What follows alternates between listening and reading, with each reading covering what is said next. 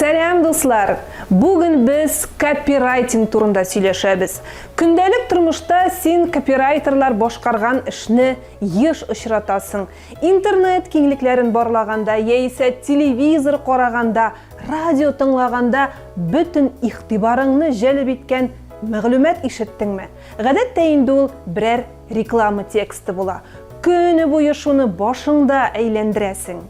Рекламада әйтелгән товарны эзли башлыйсың, аның турында тагында күбрәк мәгълүмат туплыйсың.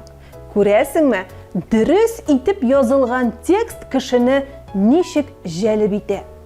Бу шул копирайтерлар хезмәте. Әлбәттә, аларның эше реклама өчен текст язу белән генә шикләнми. Хәзер бергәләп аңлыйбыз. Копирайтинг хезмәтләр күрсәтү өлкәсендә яисә инде социаль шелтәрләр өчен мәгънәви яктан бер кемнекенә дә охшамаган уникаль текст язу дигән сүз. Төрле илдә аның аңлатмасы да төрлечә. Мәсәлән, Көнбатыш илләрендә ул реклама максатында товарны сату өчен язылган текстлар, ә бездә блогингтан башлап яңалыклар порталындагы коммерция текстларында копирайтингка кертәләр. Копирайтер эше нидән гыйбарәт соң? Әйдәгез, шуларны карап үтик әле. Иң беренче аңа текст нинди булырга тиешлеге хакында бирем әйтелә. Копирайтерлар телендә параметр дип аталган бу биремдә тема, максат, брендка туры килгән тон һәм эчтәлек билгеләнә. Халыкны сатып алуга кызыксындыру өчен эшләнәме ул, игътибар иттерү максатыннанмы, белгеч текстымы ул? Буларның барысы да контент форматында билгеләнә. Текстны язуга бирелгән вакыт һәм түләү хакы да шунда языла. Элек хәрефләр санына карап түләгәннәр. Хәзер инде заказ бирүчене күбрәк эчтәлек кызыксындыра. Ул шәп килеп чыккан икән, димәк, җәлеп итү кеше дә күбрәк булачак дигән сүз. Без әле генә заказ бирүче дидек. Кем бирә соң ул заказны? Барысы да бик гади. Сезнең күршедә ачылган кибет тә яхшы реклама текстына мохтаҗ булуы ихтимал.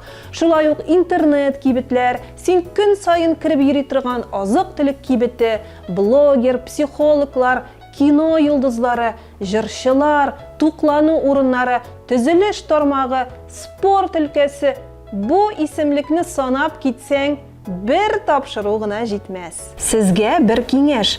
Әгәр инде бу юнәлештә эшләргә уйлыйсыз икән, үзегезне кызыксындырган өлкәдән башлагыз.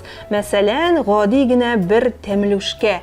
Һәр иртә мәктәпкә барганда янәшәдәге кибеттән яңа гына пешеп чыккан теге булочканы алырга керәсең бит әле. Менә шуның хакында кечкенә генә тасвирлама язып кара әле. Килеп чыгармы икән? Бу эшнең тәмен белеп алсагыз, зурырак заказларга тотынырга була. Кайбер копирайтерлар еш кына бер үк теманы кылычларга ярата. Бу өлкәдә тәмам белгечкә әверелә. Текстлар язу эше дә аңа җиңел бирелә.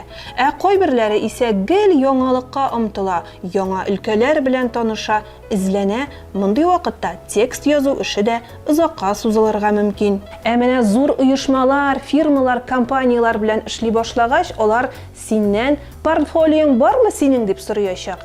Монда синең копирайтинг өлкәсендәге барлык тәҗрибәң чагыла. Нинди зур компаниялар белән эшләргә туры килгән, нинди текстлар язылган, үз эшеңнең остасы булу өчен нинди курслар үтелгән, барысында бер папкага туплап бар. Папка дигәнем синең социаль шелтәрдәге шәхси сәхифәң дә булуы мөмкин. Тәҗрибәле копирайтерлар моның өчен махсус сайт булдыра. Монда алар хакында барлык мәгълүмат тупланган. Шуны истә тот, копирайтерлар дөрес язарга тиеш. Грамматикаң аксый, орфография кагыйдәләре, тыныш билгеләре белән дуслыгың юк икән, дуслашырга туры килер. Камил язылган текстлар синең заказчы алдында дәрәҗәңне арттыра.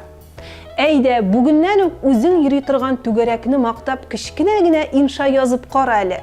Безнең дәресләрне карап барсаң, барып чыгарга тиеш. Telegram каналыбызга языл һәм дәресләребездә катнаш. Бүгенгә исә сау бул.